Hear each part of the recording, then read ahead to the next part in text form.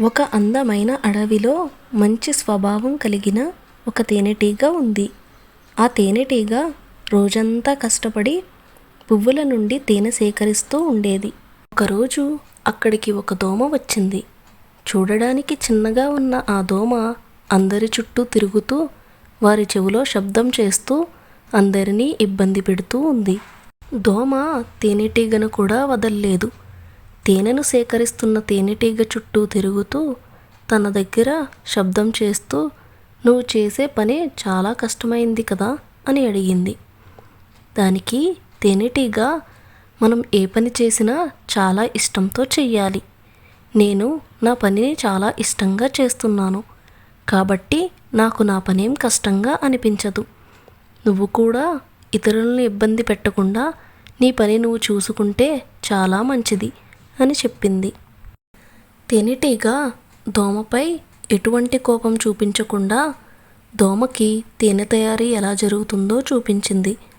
అలాగే ఇతరులకి సహాయం చేయడం వల్ల మన జీవితం కూడా సంతోషంగా మారుతుందని చెప్పింది.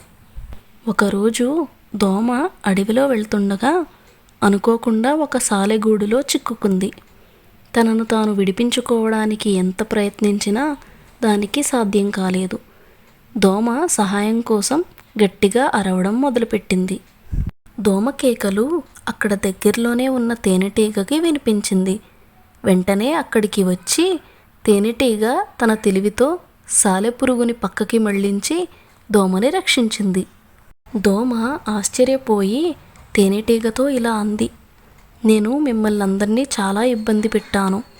నేను అపాయంలో ఉన్నప్పుడు నన్ను రక్షించకుండా వదిలేసుంటే మీరు ఇకపై నా వల్ల ఎటువంటి ఇబ్బంది పడేవారు కాదు కదా."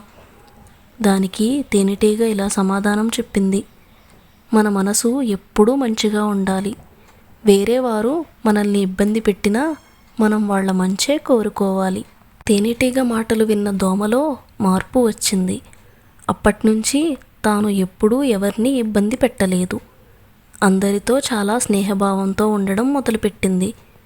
తేనెటీగ దోమకి ప్రాణమిత్రుడుగా మారింది. చూశారు కదా పిల్లలు, మనం మంచిగా ఉంటే మన శత్రువులు కూడా మనకు మిత్రులుగా మారతారు. మనం పక్కవారి మంచి కోరుకుంటే మనకు కూడా అంతే మంచే జరుగుతుంది. మీకు ఈ వీడియో నచ్చినట్లయితే వెంటనే లైక్ చేయండి. ఇలాంటి మంచి వీడియోస్ కోసం మా ఛానల్ని సబ్స్క్రైబ్ చేయండి. Thank you for watching.